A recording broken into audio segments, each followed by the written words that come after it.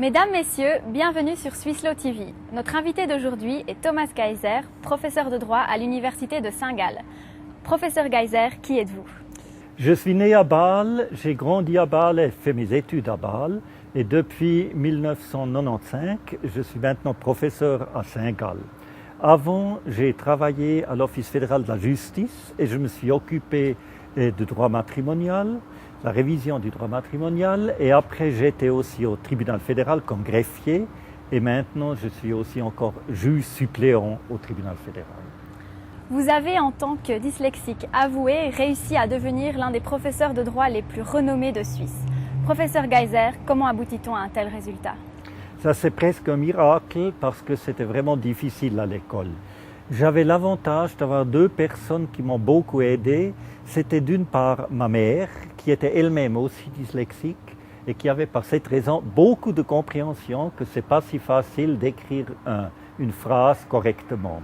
Et la deuxième personne qui m'a beaucoup aidé, c'était Hans Sahner, c'est le célèbre philosophe qui était à l'époque étudiant et qui nous a aidés comme instituteurs à la maison et qui m'a donné une certaine sécurité que ce n'est pas mon intelligence qui manque, que c'est vraiment faisable aussi et qu'il ne faut pas trop essayer d'écrire juste, mais d'écrire compréhensible.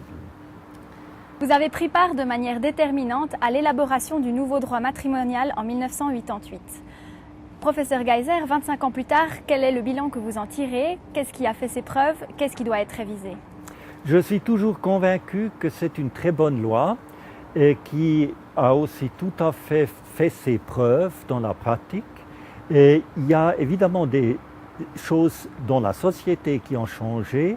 Il y a des nouveaux problèmes qui se posent, mais qui sont tout à fait possibles de trouver des solutions aussi par la jurisprudence.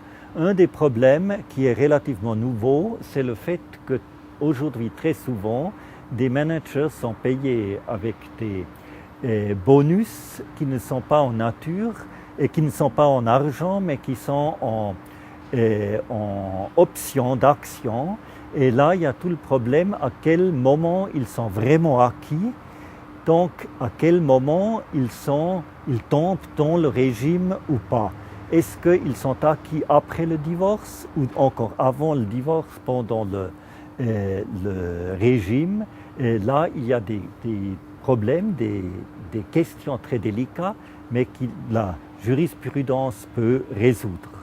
Il y a aussi de plus en plus de gens qui font de l'argent sans investir, qui font de l'argent en achetant et en vendant des actions, toutes sortes de choses.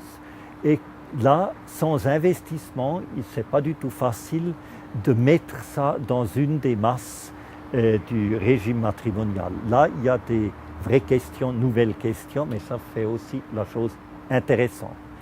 Il y a aussi évidemment des grands changements en ce qui concerne l'entretien, parce qu'à l'époque, il y avait beaucoup moins de femmes qui étaient économiquement indépendantes que maintenant, et avec cette indépendance des deux époux, l'entretien perd d'importance et l'entretien commence à avoir un autre rôle.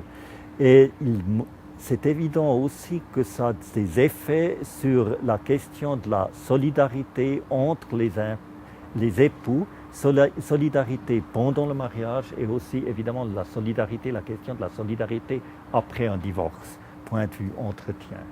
En plus, il y a certaines dispositions dans le nouveau droit matrimonial qui étaient introduites par des raisons historiques pour marquer la différence envers l'ancien droit.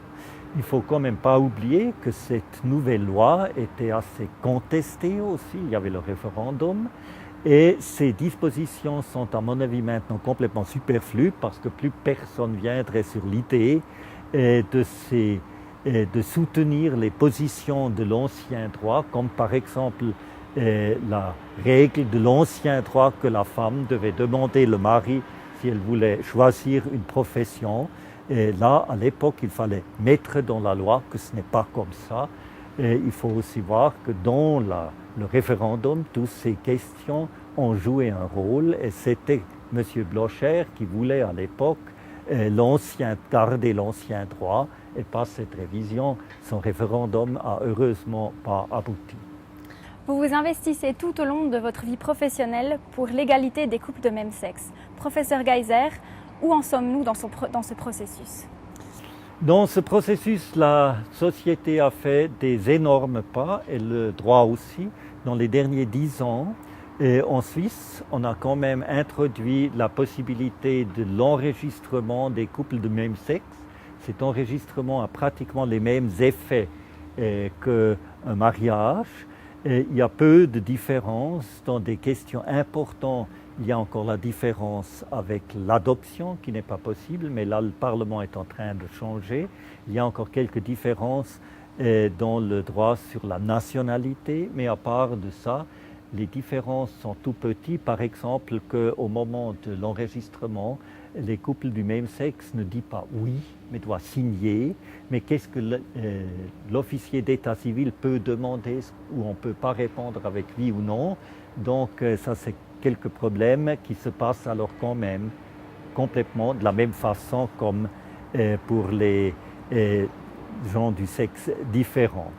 Et ce qui est très beau aussi, c'est que ce mouvement vers l'égalité n'est pas seulement en Suisse, c'est un mouvement qui est dans toute l'Europe et je pense aussi dans le monde entier. Vous êtes la star de Swiss Law List. À qui doit-on ou à quoi votre engagement de longue date? On doit cet engagement à M. Wagner qui a inventé cette liste, qui a inventé un système qui est simple et efficace et qui modère cette liste, qui entretient cette liste depuis tellement d'années. Pour ce, il faut vraiment lui remercier. Sur cette liste, il y a toutes sortes de discussions. Il y a des discussions qui sont complètement absurdes. Il y a des discussions de temps en temps bêtes, de temps en temps politiquement pas tout à fait correctes. Il y a aussi, et ça c'est très important, des discussions très intéressantes, très informatives. Et il y a des informations qu'on peut vraiment tirer de cette Swiss Law List qui sont excellentes. Et l'organisation est faite d'une façon qu'on peut très vite constater ce qui t'intéresse et ce qui ne t'intéresse pas, et effacer ce qui ne t'intéresse pas. Donc, te concentrer efficacement sur les informations qu'on a besoin et qu'on veut et qui sont excellentes. Professeur Geiser, que peut envier la cravate au nœud papillon? La cravate a aussi certains avantages. Si on a une émission de télévision et on mange avant et on tache sa chemise, on peut cacher les taches avec la cravate, ce qu'on ne peut pas avec un nœud papillon. Mais un nœud papillon donne un aspect personnel, ce qui fait aussi que les gens de temps en temps me saluent dans la rue. Je ne les connais pas, mais ils m'ont vu à la télévision. Et c'est en effet une histoire qui m'a fait porter un nœud papillon. C'est que mon professeur, le directeur de ma thèse, aussi Frank Fischer, un professeur que j'aime beaucoup, qui était très important pour mes études aussi, lui porte toujours un nœud papillon. Lui porte un nœud papillon bleu avec des taches blanches. Et il m'a une fois raconté pourquoi, et depuis, je porte toujours un nœud papillon. Parce que lui a fait des études post-grade à Londres, et là, un oncle de lui l'a une fois invité ensemble avec Churchill pour un repas. Et dans ce repas, Churchill a raconté qu'un nœud papillon avec des petites taches, c'est excellent parce que on peut le porter avec tout. Il faut le matin pas regarder si les couleurs vont avec la chemise et avec le vêtement. Et donc c'est très pratique. Et en plus, ça donne une note personnelle. Et là, le lendemain, Madame Fischer, la femme de Frank Fischer de l'époque, est allée dans un magasin et a acheté un nœud papillon bleu avec des petites taches blanches. Et depuis, Frank Fischer porte ça. Et depuis qu'il m'a raconté cette histoire, je porte aussi toujours un nœud papillon, mais pas toujours la même couleur.